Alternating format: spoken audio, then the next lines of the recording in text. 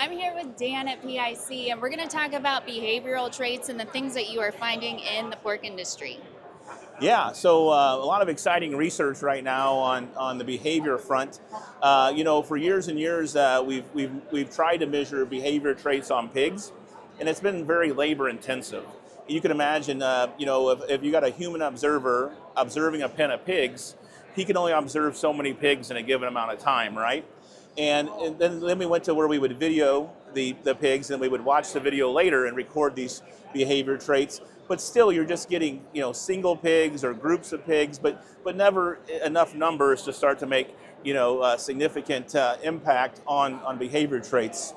So today we're using new technologies, right, and artificial intelligence to be able to track the pig's behavior. And as we think about, why is behavior important? Behavior affects the animal's performance, the welfare of the animal, and also the health. So it is a valuable area to invest in. But today, like I said, we're using cameras above pens of commercial pigs. And those cameras have artificial intelligence evaluating that digital feed. And we can start to track individual behaviors, like how much distance the pig walks, the XY movements of the pig, the time the pig spends lying or standing, the time he spends eating at the feeder or spends time drinking. And we can do this on thousands of pigs real time. Just imagine the amount of data if you're tracking individual pigs all day long across numbers of pigs. We get thousands and thousands of data points. So in this camera and the algorithms that are predicting or measuring these behaviors, they're very objective too. So if it says the pig is walking, it's walking, right? And the neat thing about that is the initial analysis we did, we found those traits to be very heritable. So we have heritabilities in the 20 to 40% range. That means if we select for those traits, we can change them genetically. But the interesting thing was we didn't really know what behaviors we want, right? We want a calm, gentle pig that performs very well, but that sounds a little bit subjective. My definition of a calm pig versus yours could be a little bit different, right? So there's a science called social network analysis. And that's basically understanding how the pigs relate to each other in the pen, right? So think about a hierarchy, right? We know in any group of people or livestock or anything, we all get in groups, right? And within a group, each person probably behaves a little bit different and responds to others in the group differently. And usually in most groups, you have a dominant individual and you might have a subordinate individual, right? And then within a pen of pigs, you might have a central group and you might have subgroups of smaller groups of pigs, right? And then how do those different groups interact with each other? And then different pigs within that group interact within their group. So that's kind of the social network analysis. So now we know how the pigs are interacting with each other. And then we can tie that to their performance, how those different behaviors and interactions are impacting growth rate and efficiency and robustness and the welfare of the pig.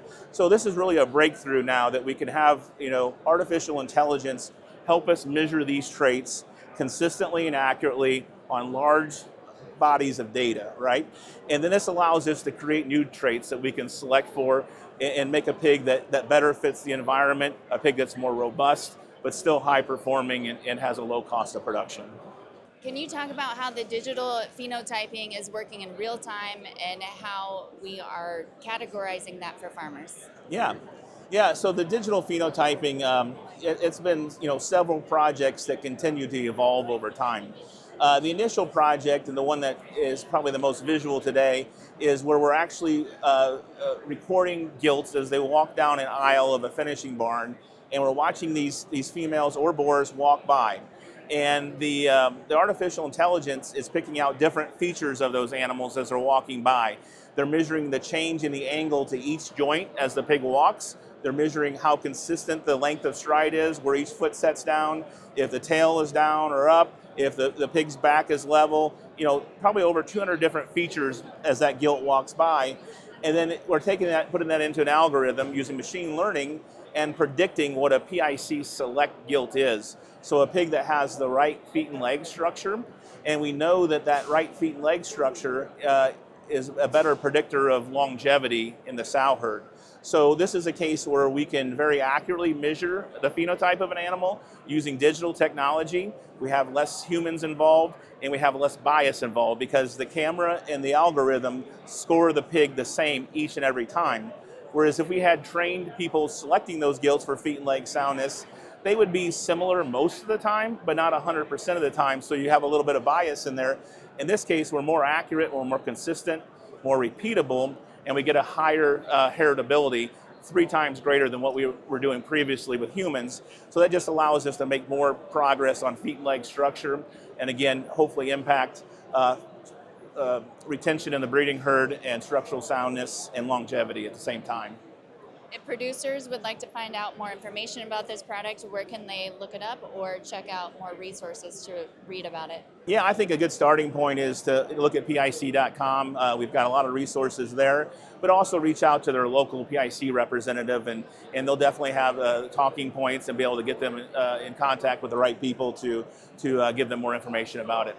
Well, I think the technology that's coming up in the swine industry is mind-blowing, and it's neat to see this being worked. Yeah, no, we're really excited. This is a fun area to work in, and we're really at the point now where we've got great tools available to us. And if you can kind of dream it or imagine it, you can literally set out and develop a project and do it in a pretty short order. So it's great to have this technology, and we're working on other future projects as well. Thank you for taking the time to talk to SwineWeb. All right, thank you.